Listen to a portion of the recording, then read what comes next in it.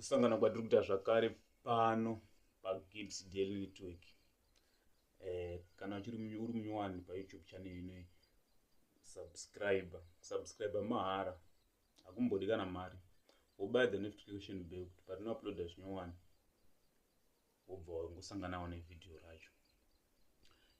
Pano tinowana maupdate akasiyana siyana. Pano tinoverify, tinouya nenyaya dzechokwadi, nyaya dzinopisa mumastreets esocial media nemunyika yedu yechipikiri. Nyaya yandauya nayo pano inyaya yeNyati Family.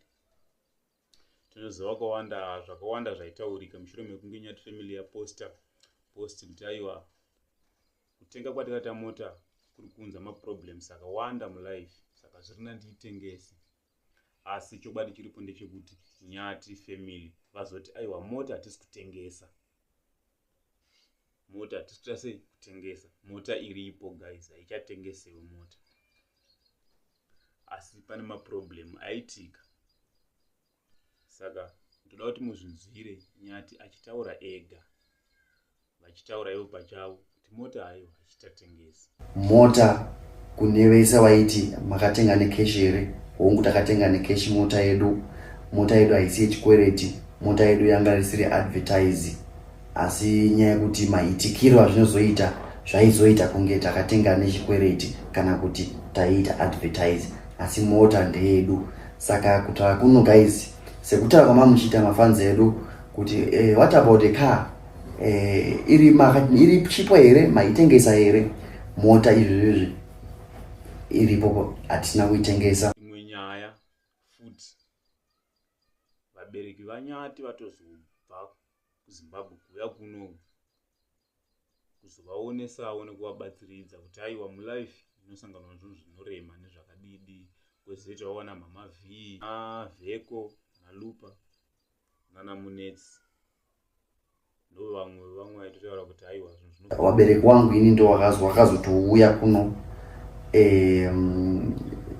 ndo wazokwanisa kundibatsira pakuzondidzoredzawo pfungwa dzangu, because ndatofunga kuti ndigare ndisina hangu because ma-attacks anga anyanya. Anti mazvona manje ndo zvazoita kuti tizoregawo, because tatazongobatsirwawo. Tine mamwe masocialites akaita sana mama V, wakandibatsira zveshuwa, wakandiudza life, wakandidzidzisa zvavakandidzidzisa, ende ndaka-appreciate uye ndakakwanisa kuzviteerera. Izvozvo ndicho chokwadi, ndoda kungoatenda. Kune wakaita sana Vheko Lupa, Mr. Moboys wese wakangotipawo ma-advisor wakandipa semunhu angabatwawo nedepression amuzvona manje. Ndo nyaya hana zvake kuzonyatso kuitiga, but tatoona kuti kuFacebook page kwake kuratidza kuti monetization iri pama1.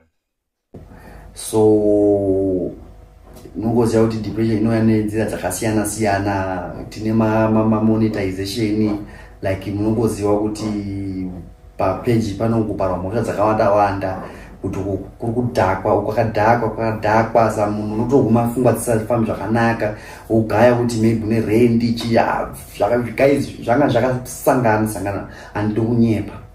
Saka inini chandoda kutenda nezvekuti ndine vanhu vazouyawo mukati melife yangu, vazokwanisawo kutibatsira nekutidzoredzawo kuti tisatengesa mota tatatofunga kutoitengesa. Mari haari kutaura kuti mari ivo yakapera mubhengi, for sure mari yake yakapera mubhengi. Achigadzirisa mota yarovera twice, handisi kuziva taindi yairovera nayo here. Hatongoti ndiye tingagoti yairovera nayo nekuti ndimuridzi wemota. Saka ingonzwa ichizvitaura ichi, ndo zvandongoya nazvo chete. Tasangana nemachallenges akawanda.